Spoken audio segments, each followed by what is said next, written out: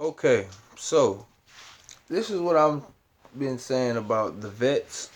I was telling you that I don't take my dogs to the vets unless it's necessary. The same way that myself, I don't just go to the doctor unless it's necessary to go. And these vets are not all good people. They're not all trustworthy vets. They're not doing good work, all of them.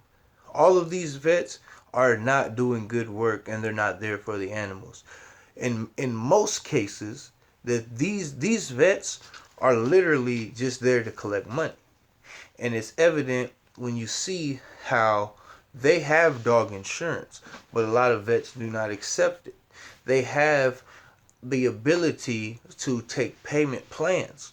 If your dog goes in and the guts are hanging out of your dog, and they tell you, okay, well, you can give us a few $1,000, two, 3,000, maybe 4,500 to fix the dog, or you can give us $200 or $300 to euthanize the dog, and then leave you with those only two options.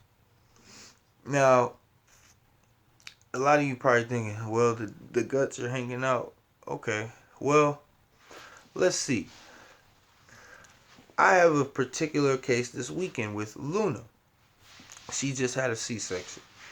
She was taken into the animal hospital. No, not the animal hospital. She was taken into the Hobart, uh, Indiana clinic up here, and they basically told us that, and that it would be inhumane to send her home with her guts hanging out. But those are the only two options on the table: to either get her euthanized or to go in with the surgery, which, if her intestine had been compromised, would cost $4,500. Now, maybe some of you say, "Oh, if you don't have the money, then you shouldn't have a dog." Hey, look, kiss my ass. Most people don't got $4,500 laying around to spend.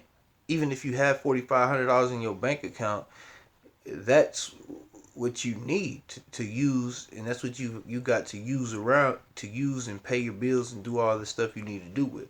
If you use that 4,500 on your dog, you can't feed the dog. You can't feed yourself. You can't house the dog. You can't house yourself.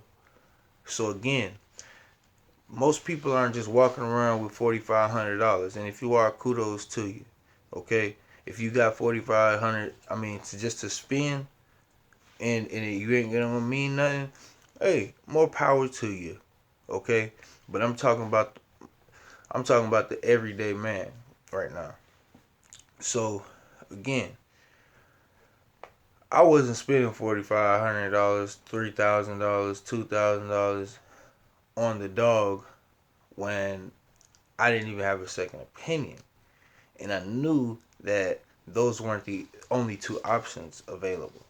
So we took her home, wrapped her up, put a dog diaper over the wound, and put another dog diaper on her. Put the ace bandage around. The next day we took her back to Kokomo, where she had got the C-section. And what do you know? It was not the intestines like they said it was. It was just some fatty tissue, and the stitches had broken, which is very common. And again, they charged 10 times less than the initial estimate in which these vets up here gave us. They're just in it for money. When we first walked in, the vet, they said, "Oh, it's not as bad as you think." It's not as bad as you think. That's one of the first things they said. And then when we got in the room, they're giving us these papers. Hurry up, fill out these papers, or we can't give you any estimates, or we can't tell you any information. Okay, you, you guys can't tell us any information, but you see, this dog is supposedly having their intestines hanging out. See, again, they were not trying to help us. They were trying to get the money. They were trying to make it seem like, oh, this dog can die and it's inhumane to leave with her like this and we need to euthanize her now. The same price they were trying to charge us to euthanize our dog, the Kokomo Animal Hospital charged to fix her up and get her in good shape. $300. Okay? $300. They were trying to charge every bit of $3,000 just to do the same thing and possibly tell us other things were going on that weren't actually going on and add charges on to this service that were not even needed. These vets are not all by any means great people by any stretch of the imagination. So you need to be very careful on who you trust, because I know where I'm taking my dogs from now on out. The same Kokomo Animal Hospital where we just went to get her fixed up. They did the surgery to begin with, and they fixed it for a very reasonable price. Did not ask too many questions. They gave us all the information we needed. Very helpful. 300 to 3,000 in the matter of 18 hours at the most.